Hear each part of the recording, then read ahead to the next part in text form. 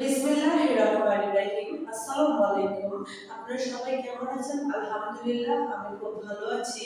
আমি যদি হাজির হয়ে গেছি আপনাদের সামনে আমাদের একাডেমির নাম হচ্ছে দুর্বলকে সবল করার কারিগরি একাডেমি। এই একাডেমির মধ্যে আজকে একাদশ শ্রেণীর যুক্তিবিদ্যা প্রথম পত্র প্রথম অধ্যায় আলোচনা করব। আপনারা এখানে দেখবেন গুরুত্বপূর্ণ কিছু টপিক আছে, সেগুলো আপনাদেরকে অবশ্যই আমি সাজেশন দিয়ে যাব। দেখেন আপনারা বিষয়টাকে আমরা একটু দেখি। এই যে যুক্তিবিদ্যার বিষয়টা আসলে কি? যুক্তিবিদ্যার ইংরেজি হচ্ছে লজিক, LOGIC। লজিক বাংলা শব্দের অর্থ হচ্ছে যুক্তিবিদ্যা। যুক্তিবিদ্যা কথাটা সর্বপ্রথম আবিষ্কার করেন দার্শনিক এরিস্টটল। এরিস্টটল মনে করেন যে নতুন প্রজন্মের শিক্ষার্থীদের জন্য যদি একটা পাঠ্যপুস্তক বই করা হয়, তাহলে তারা হয়তো নিজেদের জ্ঞান অর্জন হবে এবং তারা বুঝবে যে আসলে যুক্তিবিদ্যা নামক কোনো বই ছিল বা পড়া ছিল। তার জন্য এরিস্টটল মনে করেন নতুন প্রজন্মের জন্য একটা বই পুস্তক আকারে তিনি কি লিপিবদ্ধ করে চলে যান। আমরা দেখবেন ইন্টার সেক্টরে আমরা পড়বো যুক্তিবিদ্যা, যখন অনার্স সেক্টরে পড়বো তখন আমরা এটাকে পড়বো মূলত দর্শন বিভাগ হিসাবে। আর তার মধ্যে আমরা বিভিন্ন ধরনের আলাদা আলাদা পাঠ পাবো। দেখেন আসলে আমরা আজকে দেখি যুক্তিবিদ্যা কত সালে আবিষ্কার করেন দার্শনিক এরিস্টটল। 1620 সালে সর্বপ্রথম তিনি আবিষ্কার করেন যুক্তিবিদ্যা। আজকে আমি আপনাদেরকে একদম সহজ করে একদম সিম্পল ভাবে বোঝানোর চেষ্টা করব যুক্তিবিদ্যা বিষয়টা আসলে কি। এই যে যুক্তিবিদ্যা বিষয়টা আসলে কি, আমি দেখুন উদাহরণের মাধ্যমে আপনাদেরকে চাচ্ছি বোঝানোর জন্য। এই যে প্রথমে আমি যদি বলি, দেখেন যে এই যে বৃত্তটা বল, এটার মধ্যে আমরা উদাহরণটা অবশ্যই দিয়ে দেব। যেখানে লিখলাম মানুষ হয় মরণশীল। মরণশীল বানানটা এদিকে হয়ে মানুষ হয় মরণশীল। বাক্যটা কি একদম সত্য নাকি মিথ্যা? মরণশীল। দেখেন আমরা দেখছি আমাদের জন্মের আগে, জন্মের পরে আমরা আস্তে আস্তে যখন বুঝতে শিখি তখন কিন্তু আমরা দেখি যে আমাদের আত্মীয় স্বজন শুরু করে বৃদ্ধ থেকে শুরু করে অনেক মানুষ কি পৃথিবী থেকে বিদায় নিয়েছে। তারপর থেকে আমরা মনে করি যে জন্মিলে মৃত্যুবরণ অবশ্যই করতে হবে। এই বাক্যটা কিন্তু একদম সত্য বাক্য। দেখেন আমি যুক্তিবিদ্যার সংজ্ঞাটা আপনাদেরকে একদম ইজিলি ভাবে বোঝানোর চেষ্টা করব যে যুক্তিবিদ্যা বিষয়টা আসলে কি। এই বাক্যটা কিন্তু পুরোপুরি ভাবে সত্য। সত্য। দেখেন আমরা যখন যুক্তিবিদ্যার সংজ্ঞাটা দিব, যে যুক্তিবিদ্যার সংজ্ঞা আমরা বলতে পারি প্রথম যে বিদ্যা সত্যকে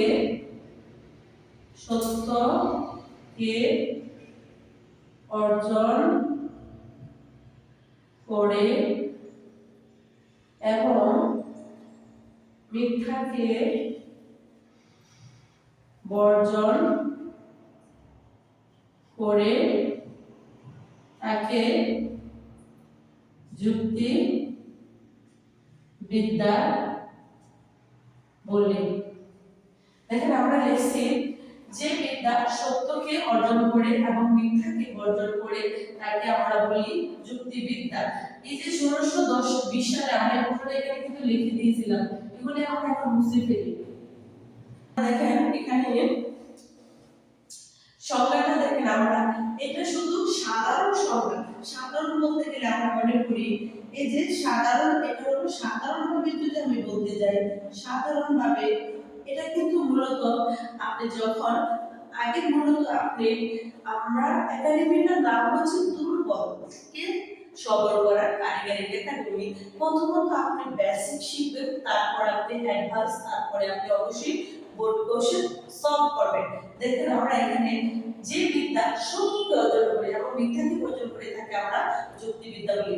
এই যে দেখেন আমার হাতে আছে, এটা মূলত কি একটা মজুরি কিন্তু, আর এটা কি একটা বার্গার, এটা কি একদম সত্য। এখন আমি যদি বলি আমার হাতে একটা আম আছে, কথা কি মিথ্যা? একদম একদম পুরোপুরিভাবে মিথ্যা, তার মানে এটাকে মূলত বর্জন করবে। আমরা মনে করি যে বিদ্যা সত্যকে অর্জন করে মিথ্যাকে বর্জন করে তাকে যুক্তিবিদ্যা বলি। এটাকে যখন আপনি একটু ভালো মার্ক পাওয়ার জন্য আপনি এই সংজ্ঞাটা ইউজ করতে পারেন। এই যে আমরা এখানে আপনাদেরকে আরেকটা সংজ্ঞা লিখে দেই যে ব্যবহারিক বিজ্ঞান ভ্রান্তিকে পরিহার করে সত্যকে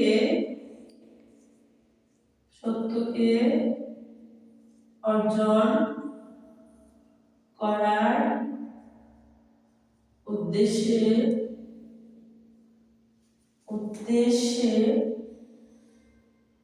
অনুমান এবং যুক্তি পদ্ধতি যে ব্যবহারিক বিজ্ঞান ভ্রান্তি পরিহার করে সত্যকে অর্জন করার উদ্দেশ্যে অনুমান এবং যুক্তি পদ্ধতি নিয়ন্ত্রণ করে থাকে তাকে যুক্তিবিদ্যা বলা হয়। দেখবেন আপনারা ভালো মার্কের জন্য অবশ্যই আপনারা এই সংজ্ঞাটা ইউজ করবেন ভালো নাম্বার পাওয়ার জন্য। আর একদমই যারা মনে থাকে না তারা নিচে তো লিখতে পারেন, নো প্রবলেম, হয়ে যাবে। এখন দেখেন আমরা এর মধ্যে সংজ্ঞাটা তো আপনাদেরকে পড়াইছি, এখন আমরা শিখব যুক্তিবিদ্যার স্বরূপ কি। আসলে যুক্তিবিদ্যার স্বরূপটা আমরা একটু চিনব, জানবো, দেখবো, বুঝবো কি আছে স্বরূপের মধ্যে। আমরা যুক্তিবিদ্যার স্বরূপ লিখব, যুক্তিবিদ্যার স্বরূপ। বিষয়টা আসলে আপনি যখন যুক্তিবিদ্যা পাঠ করবেন, পাঠ করলে আপনি কি করতে পারবেন সেগুলো তুলে দেব আমরা এখানে। যুক্তিবিদ্যার স্বরূপ হচ্ছে, এক নম্বর হচ্ছে যুক্তিবিদ্যা হচ্ছে যুক্তিমূলক বিজ্ঞান। যুক্তিবিদ্যা আমরা লিখতে পারি এভাবে, যুক্তিবিদ্যা যুক্তি সংক্রান্ত বিজ্ঞান, যুক্তি সংক্রান্ত বিজ্ঞান। যুক্তিবিদ্যা একটি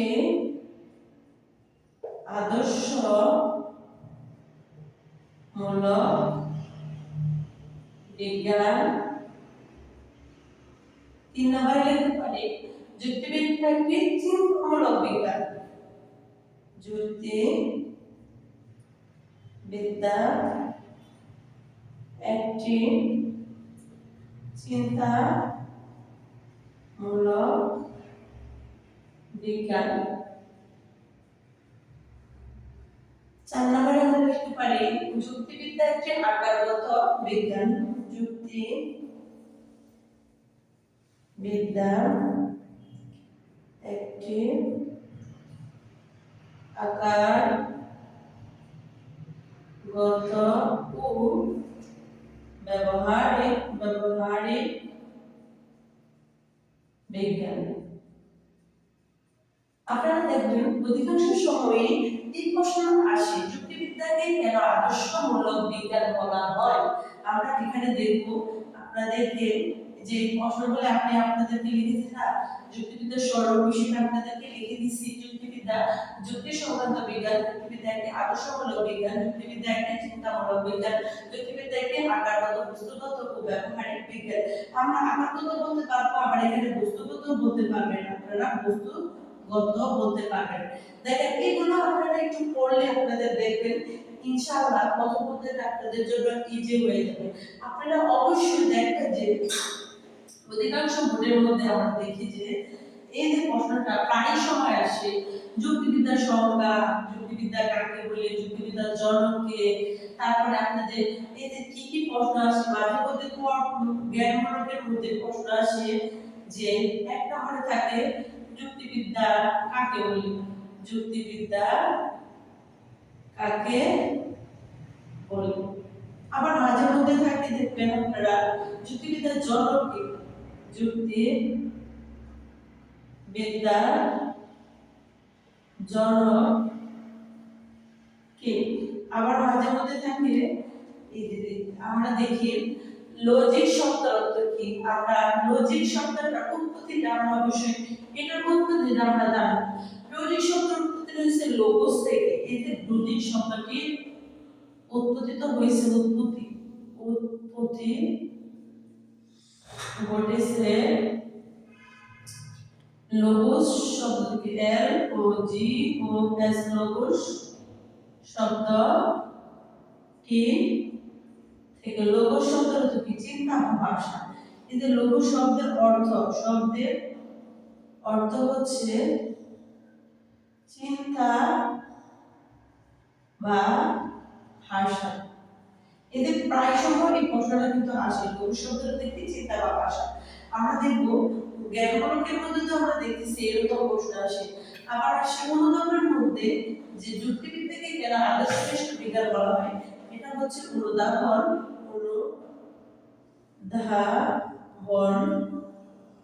যুক্তিবিদ্যাকে কেন আদর্শনিষ্ঠ বিজ্ঞান বলা হয়, যুক্তিবিদ্যাকে কেন আদর্শনিষ্ঠ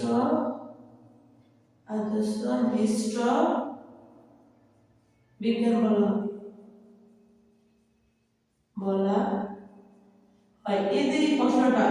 এদের প্রশ্নটা 2 নম্বরের জন্য ভেরি ইম্পর্টেন্ট, আপনারা লিখে রাখবেন, ভেরি ইম্পর্টেন্ট দিয়া